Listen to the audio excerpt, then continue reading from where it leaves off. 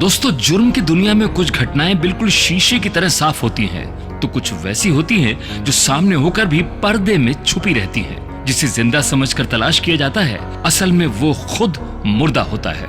एक ऐसी murder mystery जिसमें एक कत्ल ने ही दूसरे कत्ल का राज खोल दिया। मर्डर की ऐसी सच्ची घटना जिसे अंजाम देने वाला खुद मुर्दा था। दोस्तों, प्रस्तुत है रहस्यमयी कहानी देहरादून की एक अजीब मर्डर मिस्ट्री। ये कहानी है खूबसूरत वादियों वाले शहर देहरादून की। वही शहर जहां देश और दुनिया से लोग घूमने आते हैं। उन्हीं वादियों में 29 अगस्त 2019 की रात दिल दहला देने वाली एक घटना हुई। रात के करीब 11:30 बजे एक घर में ताबड़तोड़ फायरिंग हुई, जिसमें वहां रहने वाली 25 साल की विवाहिता कामना की गोली मारकर हत्या कर दी गई। कामना काफी सुंदर लड़की थी और ब्यूटी पार्लर चलाती थी। इस घटना में गोली सिर्फ कामना को ही नहीं मारी गई, बल्कि इनके पति अशोक को भी मारी गई। लेकिन वो गोली उनके पेट को छूती हुई निकल गई थी, जिससे वो घायल हो गए थे, लेकिन जिंदा बच गए। अशोक पहले डीजे का काम करते थे। उसी दौरान कामना से मुलाकात हुई थी। दोनों कई साल तक लिव इन रिलेशन में रहे थे। फिर साल 2014 में दोनों ने कोर्ट मैरिज की थी। शादी के बाद अशोक ने ट्रांसपोर्ट का बिजनेस शुरू कर लिया था। 29 अगस्त 2019 की रात में हुई घटना को 2 से 3 लोगों ने अंजाम दिया था। अब ये घटना वैसे तो बेहद ही सीधी सपाट थी, क्योंकि कामना के कत्ल के चश्मदीद थे उनके पति। एक तरह से ओपन एंड शट केस, क्योंकि जब इस घटना की सूचना पुलिस को मिली तो दोनों को अस्पताल ले जाया गया, जहां कामना को मृत घोषित कर दिया गया। इसके बाद पति अशोक का इलाज शुरू किया गया। उसी समय पुलिस ने अशोक से घटना की जानकारी मांगी। अशोक ने रोते हुए बताया कि कैसे जिसे मुश्किल हालात में सपोर्ट किया और नौकरी दिलवाई, उसी ने मेरी बीवी को मार दिया। उसने बताया कि कातिल कोई और नहीं बल्कि मेरी बुआ का बेटा रिंकू उर्फ अजय वर्मा है। उसके साथ 2 और लड़के आए थे। उन्होंने पहले बीवी को मारा और विरोध करने पर मुझे भी गोली मार दी। पुलिस ने पूछा कि पत्नी की हत्या करने के पीछे आखिर वजह क्या हो सकती है। इस पर अशोक ने बताया कि मेरी बुआ का बेटा पुराना क्रिमिनल है। उसका परिवार रायपुर में रहता है। उसे शुरू से नशे की लत है। इससे मेरी बुआ का परिवार बहुत नाराज रहता था। नशे की वजह से साल 2014 में मारपीट के दौरान उसके हाथों एक लड़के की मौत हो गई थी, जिसके बाद अजय को जेल जाना पड़ा था। लेकिन 1 साल बाद ही 2015 में उसे जेल से जमानत मिल गई थी, पर घर वालों ने उसे नहीं अपनाया था। घर में एंट्री बंद कर दी थी। ऐसे में वो दर दर भटक रहा था। ऐसे हालात में उसकी मदद अशोक ने ही की थी, अपने घर में जगह दी थी।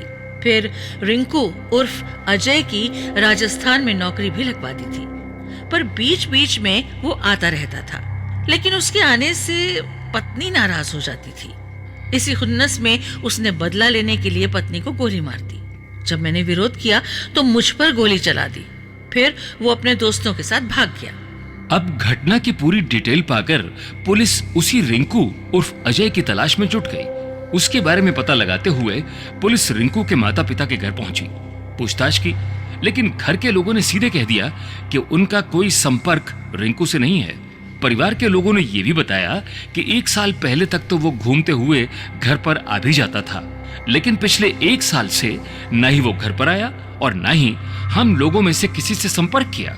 पुलिस को ये बातें पहले तो जानबूझकर छुपाने वाली लगी, क्योंकि हर माँ बाप अपने बच्चे को बचाने के लिए ऐसा ही करते हैं। इसलिए पुलिस ने वहां आसपास के लोगों से पूछताछ की। कई घरों में पूछताछ करने के बाद भी यही पता चला कि वहां किसी ने पिछले 1 साल से अजय को देखा ही नहीं।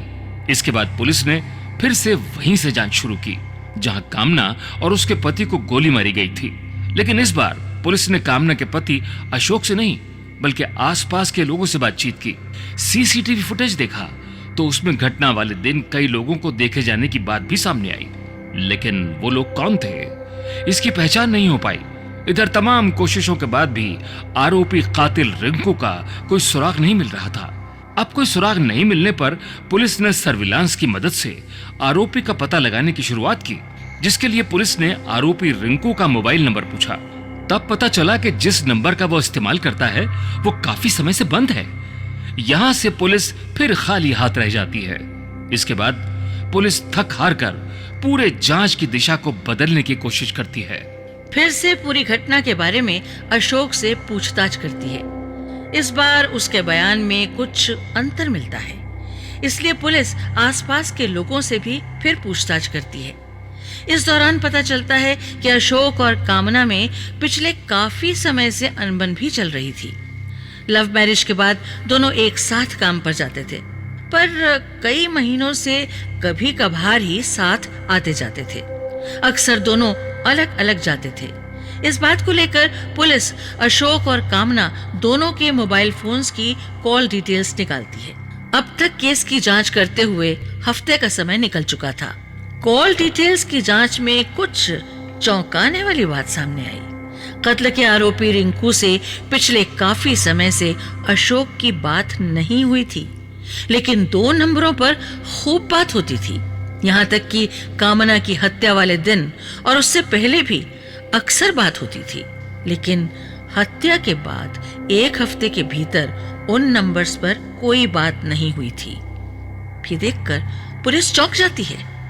इसलिए पुलिस पता लगाती है कि आखिर इन नंबर्स का राज क्या है। दोनों नंबर्स के बारे में पुलिस ने अशोक से ही जानकारी मांगी। तब अशोक ने बताया कि ये दोनों नंबर उसके 2 करीबी दोस्तों के हैं, जिनके नाम हैं दीपक और गौरव। अब पुलिस ने उन दोनों की जानकारी भी जुटाई, तो वो अपने घर पर नहीं मिले। इसके बाद उनकी लोकेशन के आधार पर 9 सितंबर 2019 को दोनों तक पुलिस पहुंच जाती है। अब पुलिस दोनों से पूछताछ करती है। शुरू में तो दोनों ये बताते हैं कि वे और अशोक सभी अच्छे दोस्त हैं, लेकिन जब ये पूछा गया कि इतने अच्छे दोस्त थे तो अशोक की पत्नी की हत्या हो गई और दोस्त को गोली लगी, फिर भी वो अस्पताल नहीं आए, ऐसा क्यों? दूसरी बात कि इतनी घटना के बाद भी न ही अशोक ने तुम दोनों को फोन किया और न ही तुम लोगों ने उसे कॉल की। अब इन सवालों पर दोस्त गोलमोल जवाब देने लगते हैं। इसे देख पुलिस का शक बढ़ गया। फिर कड़ाई से पूछताछ की तो दोनों ने जो खुलासा किया उसे सुनकर तो पुलिस भी सन्न रह गई। दरअसल पुलिस जिसे कातिल समझ रही थी उसकी तो 10 महीने पहले ही हत्या हो चुकी थी, यानी वो मर चुका था। यानी पुलिस एक मुर्दे को कातिल समझकर तलाश कर रही थी। उसकी हत्या में अशोक और इन 2 दोस्तों के अलावा परवेज नामक तीसरा दोस्त भी शामिल था। अब इस घटना का खुलासा हुआ तो पूरी कहानी ऐसे सामने आई। कामना की हत्या उसके पति ने ही की थी, फिर अपने दोस्तों से अपने ऊपर गोली चलवाई। ऐसा इसलिए किया था क्योंकि शादी के कुछ साल बाद ही कामना किसी और लड़के की करीबी दोस्त बन गई थी। ऐसे में उसके पति यानी अशोक को शक हो गया था, इसलिए उसने पत्नी को मारने की साजिश रच डाली थी। ये साजिश वो 1.5 साल से रच रहा था। इसलिए उसने अपनी बुआ के लड़के को मोहरा बनाया, क्योंकि तमाम क्राइम सीरियल्स देखने से उसे लग गया था कि अगर किसी मरे हुए पर ही कत्ल का इल्जाम लगा दिया जाए और ये पता ही ना चल सके कि कातिल जिंदा है या मर गया, तो फिर ये क्राइम हमेशा राज ही रह जाएगा। बस इसलिए उसने साल 2018 के नवंबर महीने में ही बुआ के बेटे रिंकू की हत्या कर दी थी। रिंकू की हत्या को बेहद ही शातिर तरीके से अंजाम दिया गया था। जेल से आने के बाद अशोक ने रिंकू को कुछ दिनों तक अपने घर में ही रखा था। इसके बाद उसे राजस्थान के सीकर में दोस्तों के जरिए नौकरी दिलाने का झांसा दिया था।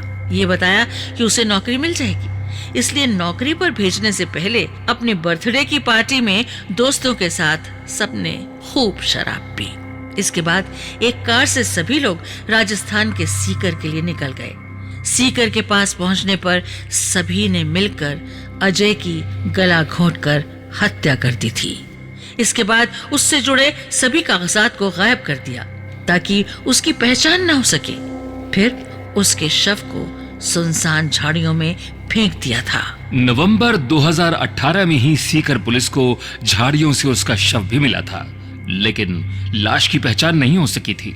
पुलिस ने इस केस को ब्लाइंड समझकर एक तरह से फाइल बंद कर दी थी, लेकिन अब उसकी मौत के 10 महीने बाद अचानक उस हत्या का राज भी खुल गया। अब देहरादून पुलिस और राजस्थान पुलिस ने मिलकर इस पूरे केस का खुलासा किया। इस तरह एक मर्डर ने दूसरे कत्ल की गवाही दे दी और ब्लाइंड मर्डर केस का खुलासा हो गया। पुलिस ने कामना के पति अशोक और उसके तीनों दोस्तों को भी गिरफ्तार कर जेल भेज दिया। दोस्तों, आपने सुनी आकृति एडवर्टाइजिंग की प्रस्तुति कहानियां जिंदगी से। इस क्रम में कहानी का शीर्षक था देहरादून की एक अजीब मर्डर मिस्ट्री। हम उम्मीद करते हैं कि आपको हमारी कहानी जरूर पसंद आई होगी। पसंद आने पर लाइक करें और हाँ, अगर आपने चैनल को सब्सक्राइब नहीं किया है तो आप जल्दी से चैनल को सब्सक्राइब करें और बेल आइकन के बटन को जरूर दबाएं ताकि हमारी आगे आने वाली नई नई कहानियों की नोटिफिकेशन आपको सबसे पहले मिलती रहे। दोस्तों, हमारी जिंदगी से नित नई कहानियां पैदा होती हैं। यदि आपकी जिंदगी में भी कोई संवेदनशील कहानी या अनुभव है और आप चाहते हैं कि उसे लोगों तक पहुंचना चाहिए, तो अपना कॉन्सेप्ट यानी संकल्पना अधिकतम 200 शब्दों में लिखकर हमें भेजें। पसंद आने पर आपके कॉन्सेप्ट का कहानी रूपांतरण कहानियां जिंदगी से में शामिल किया जाएगा, आपके नाम के साथ। हमारा ईमेल आईडी है banerjeemunmun026@gmail.com। धन्यवाद।